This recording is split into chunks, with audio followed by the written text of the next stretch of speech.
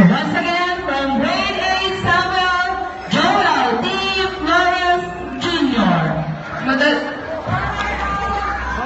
Madaling solusyon.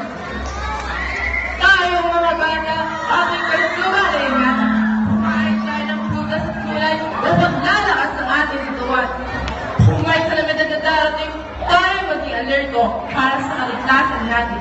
At kung may mga sakunang darating, hindi maging maghina ang katawan natin. Upang lagi tayong muda sa anumang bagyo ang darating. Bakit nga ba? Bakit nga ba ibang tao ibig? Hindi ba nila alam na masama sa kalusugan nating mga tao? Diyan